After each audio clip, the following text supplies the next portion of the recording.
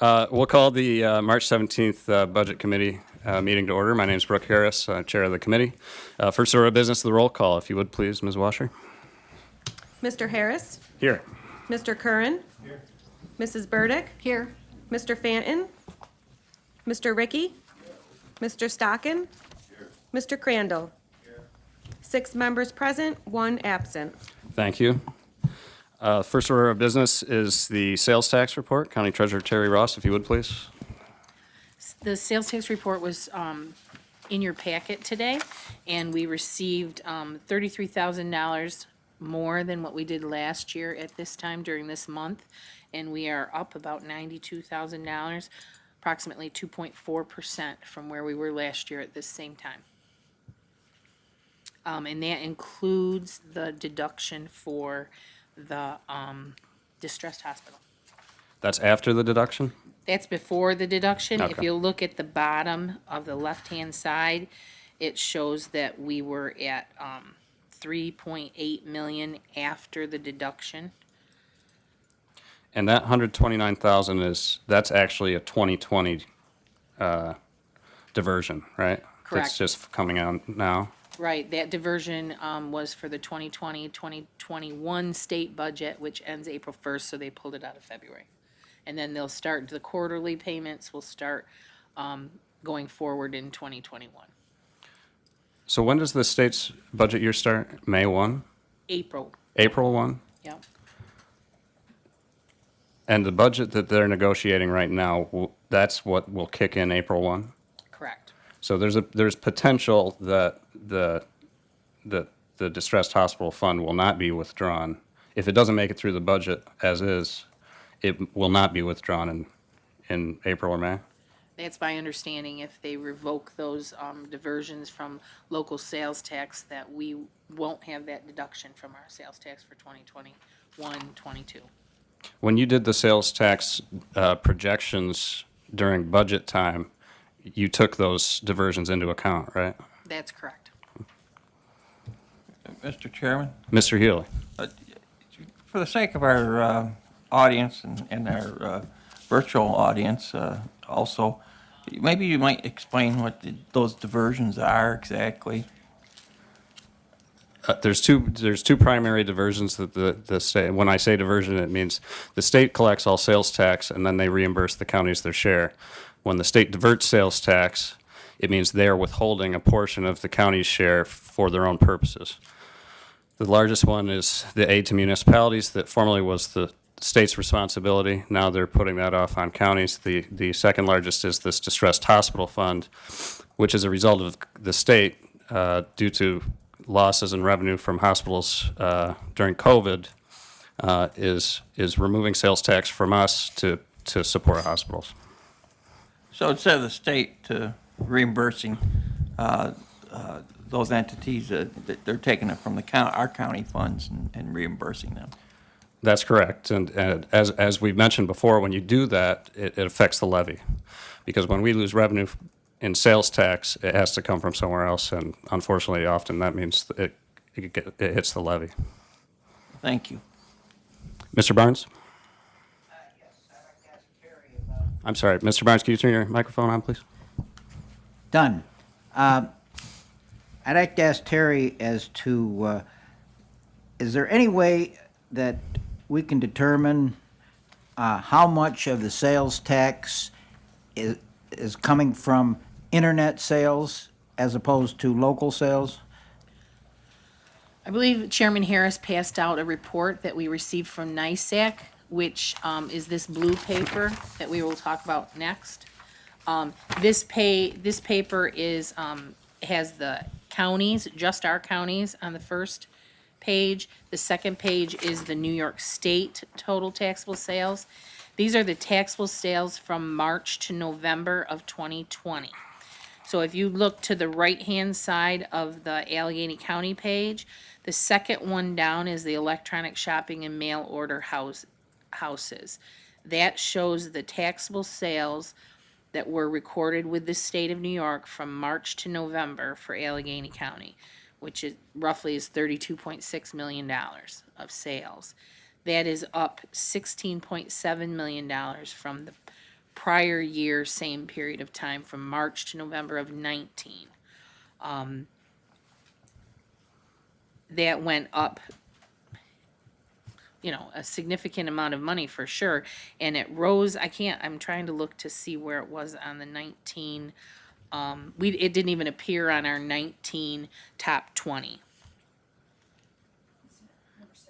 Oh, number 6. Yes, it's number 6 on the top 20 of last year at 15.9 million, and it jumped up to number 2 of our top 20.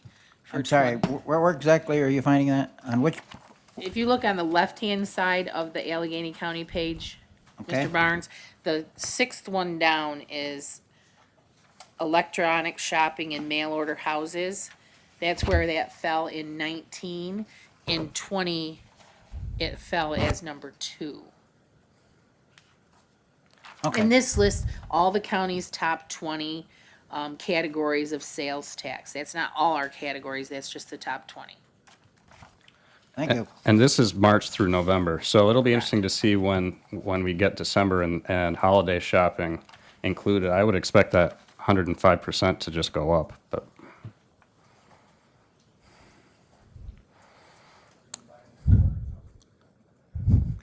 Since we've got those sheets pulled out now, Terry, is there anything else of interest? When you're looking at these, it will show the decreases in certain categories that I think are worthy of noticing. The restaurants, it's number 5 on the 2020 side. That decreased 18% for the period from March to November. The gasoline stations decreased 21% over those 9 months. You'll see the telecommunications dropped by almost 12, automotive repair dropped by 12, petroleum and petroleum products dropped by 15%, and the other ones are much smaller, but direct selling establishments, natural gas distribution, and general merchandise warehouses all dropped in 2020 during that time period. There's some pretty vague categories in here. Number 8, other miscellaneous store retailers. The other information services at number 14. The NISAC's got on their website, when they do their sales tax analysis, they detail what all of those are and what they include. So don't ask me, but if you're interested, you can go on the NISAC webpage and they break all those down.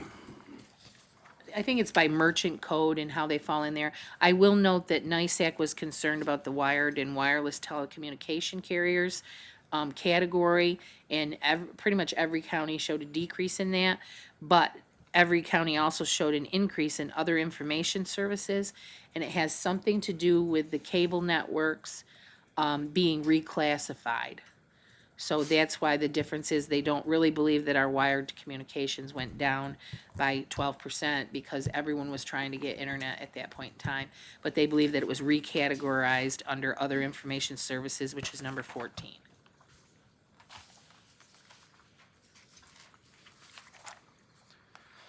Okay, any other questions on our regular sales tax report or the 2 sheets that Terry handed out?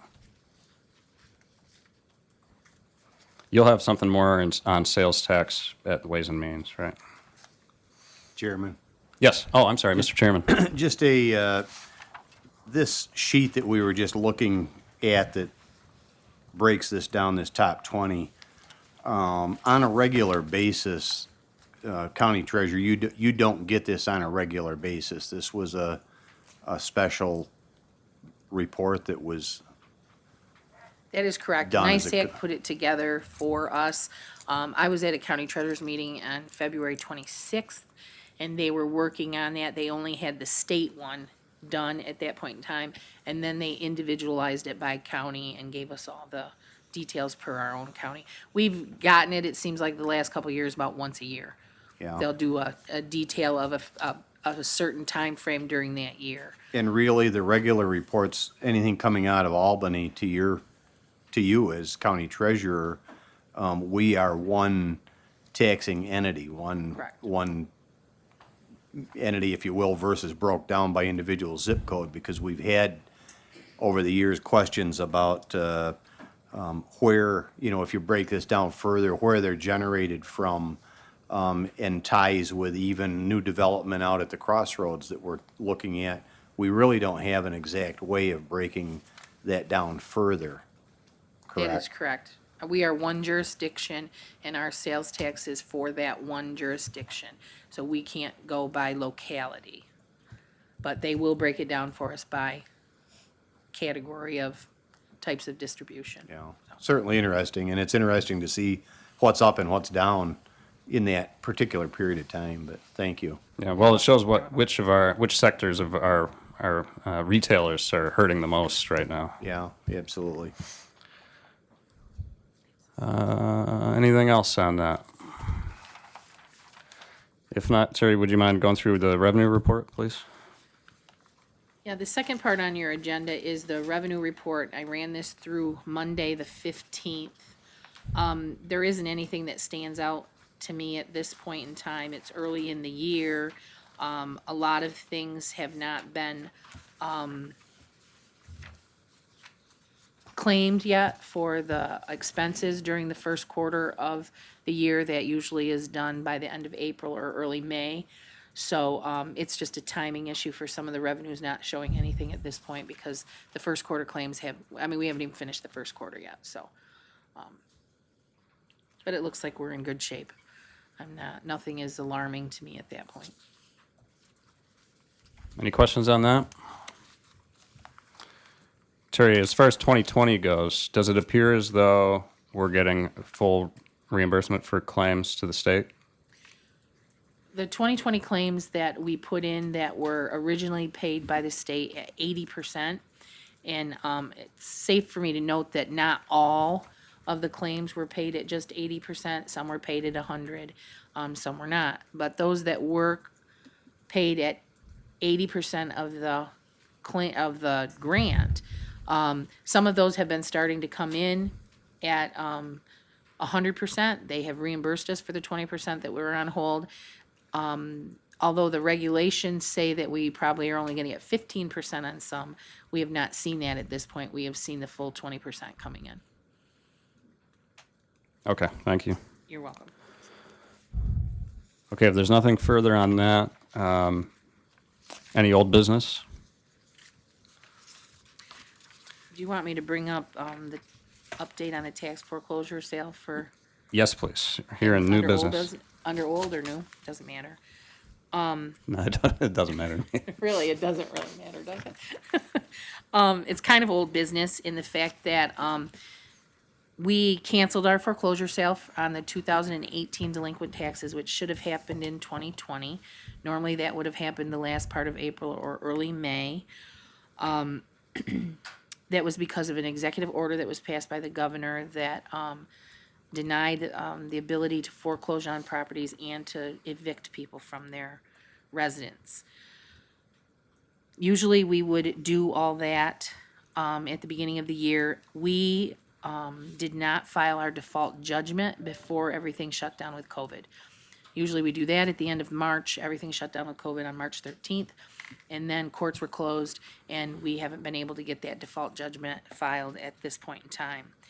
We did, however, during that time frame, extend the time for the owner reacquisition program that the county has that the board passed several years ago, which allowed owner-occupied properties to have a certain amount of time to pay up their taxes with a small reacquisition fee for the administration of that. And we opened that up to every classification of property that we had. We didn't just restrict it to owner-occupied. We opened that up to vacant and all other classifications with the thought that, we couldn't move forward with any kind of a tax sale anyway, and we could get at least the taxes if they were looking to pay that and save their properties. So we did that. We took off 37 parcels off our list with opening that up. It's still in effect today because the order is still in effect by the governor until May 1st. I did some delinquent tax comparisons for what we had outstanding in dollars only for the last 5 years. And 2 years at the end of 2 years delinquent at the end of any given year end, For the last 5 years has averaged about $721,000 that we've had as unpaid. This year, we're at 842. That's a slight increase of $120,000. I didn't dive in to see if that was more parcels or less parcels in any given year. But I do think the dollar amount changed a little bit anyway, because taxes go up, taxes go down, assessments go up, assessments go down. But that wasn't really alarming to me at that point. The highest year we had in the last 5 was 766. So if you look at that highest one we had in 2017 to 2020, it's not an extreme significant amount of money for a 2-year tax parcels. The 1-year tax parcels, however, was a little more interesting to me. 5-year average is about $2.5 million that we carry over from year to year. In 2020, we're carrying over 2.4 million. So we're below that average from the last 5 years. In fact, in 2017, well, actually, our highest was 2016 at $2.66 million. So we're a couple $100,000 less than what we were in our highest year over the last 5 years. So we have some good news on that we didn't really suffer a huge loss in non-payment of taxes, and I believe that's because we opened up the door for some of those people to be able to pay. We took taxes both online, in person with appointment, and we had a box at the front of the building that people could drop their taxes in during COVID, so that they didn't have to come in and see us, and we could make arrangements for them. So our goal is to combine the 2 years that we have outstanding and have some kind of a tax auction in 2021. Right now, our 2020 sale is ready to go. The minute he lifts that foreclosure, we could have a sale. But the turnaround to do that makes more sense to be able to combine both years together. Our 2021s, we've been preparing for that as well. We have about I did have the number. We have about 54 more searches to do. We had some issues with some abstractors and them being closed as well and access to information during COVID. So we have about 54 searches left to do that are out to several abstracting companies. We have about 251 properties to sell off that 2019 at this point in time, but we have not set a final date of redemption for those individuals. Once we get the executive order lifted, we'll go and finish up the notices, send out the certified notices, and give them a final date. We have to have X amount of days in between there. Once we fit those timelines, then we'll be able to set a sale date for an auction. Which brings me to the next question that I'm going to present at Ways and Means, which is I'm going to seek proposals for a new auctioneer so that we can get different auctioneer services, because COVID has taught us that we might not be able to have gatherings of the amount of people that we had in the past at a public auction, and we need to be able to have online services as well. So we'll be looking at someone that can provide both of those for us in the needs. And a lot of counties have gone online and probably aren't going back to a public sale, but we're going to try to do both. So that's pretty much the update. It's all about timing at this point, when we'll be able to do it, when we can fit it in, and how it fits with our schedule of the items that we have to do anyway in the office, with timing and the laws and the regulations about dates. So I just wanted to be able to give you that update today. Thank you. Any questions on that? I just have one.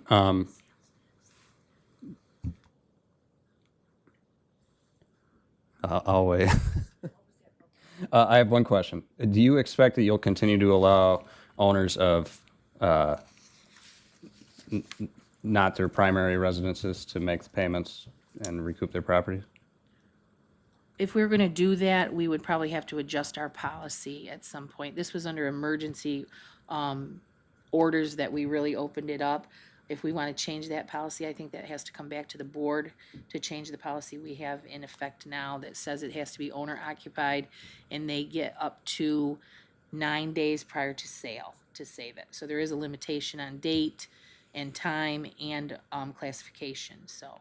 It's worth exploring, because just when we were talking between meetings, there's a snowball effect of the eviction moratorium affecting payments to landlords of commercial properties, and even if there's a foreclosure moratorium on mortgages, a lot of times a local property owner will own the property outright, but relies upon rental income to upkeep and pay taxes on the property. And I think that will continue on, the situation we're in now will continue on long after the actual pandemic is over. But maybe we should put it on the agenda. I don't know where it would go, but, and this is just an opinion as well, but it's always preferable to keep the property with the owner as opposed to foreclosing on it due to back taxes. Do you have anything to add on that, Madam County Administrator? I don't at this time. Okay, thank you. All right, we'll move on. I only have one thing for new business, and maybe others saw it, but I wanted to mention that NISAC has put out their county impact report on the one house. The one house bills came out, I think, on the 11th, the Assembly and Senate's budgets, and the impact report came out a couple days ago. And if you haven't seen it and you don't feel like looking for it, I'll just hit the high points for counties, how counties are affected by the Assembly and Senate budgets. The AIM payments, they restored, you remember the governor was proposing either 5 or 20% cuts to AIM payments to municipalities. They restored those in full. In fact, the Assembly added $125 million on their budget, but both houses rejected the concept of diverting sales tax to pay for AIM. They put it back on the state. So that was good news. Local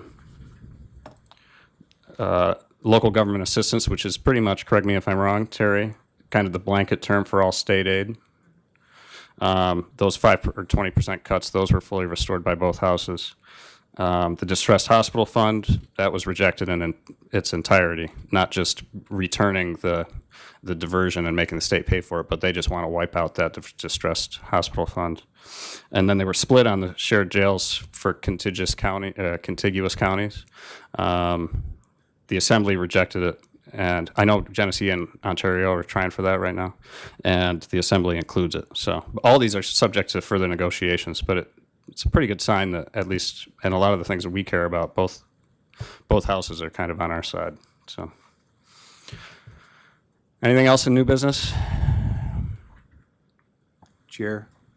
Mr. Chairman?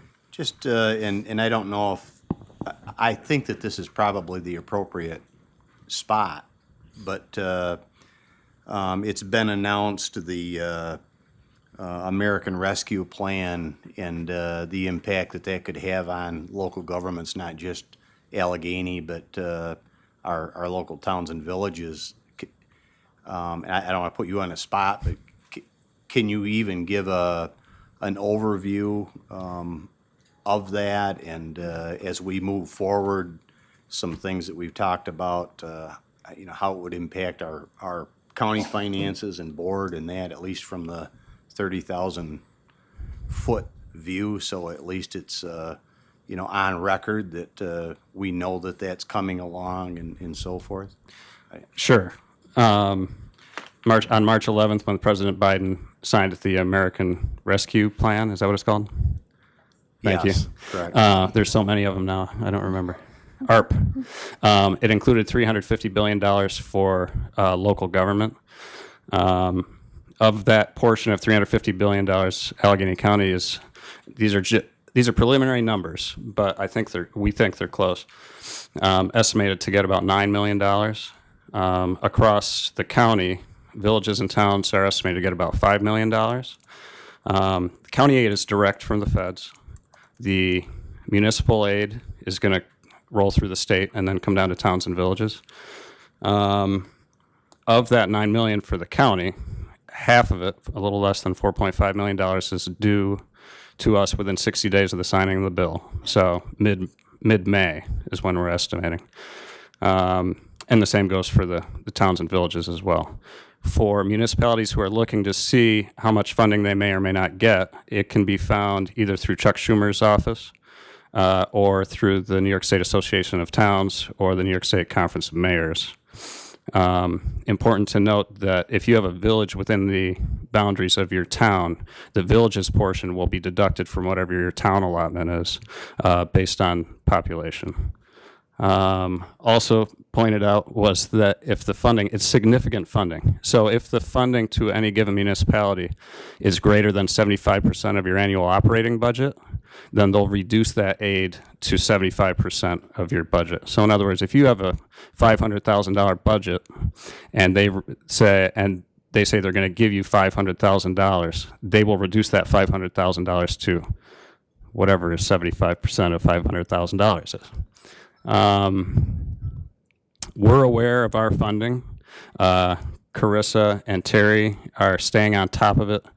This board is staying on top of it. But as of right now, there's very little specific guidance as to what it can be utilized for.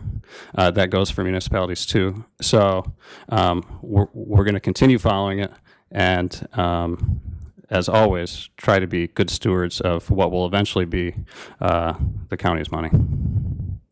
Mr. Stockin. Mr. Chairman, what do you want anybody that's listening to do if they have questions?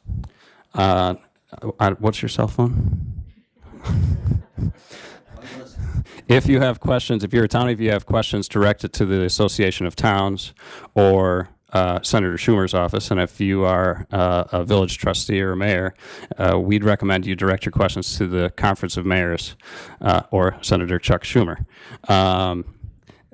We're not able to answer many more questions, honestly, other than what we've just talked about at this point. So rely on your state associations for guidance, because I'm sure everybody's keeping a close track of it.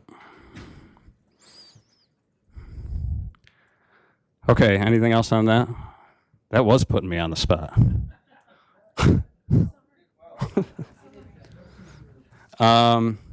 Okay, if nothing else, I'd entertain a motion to adjourn.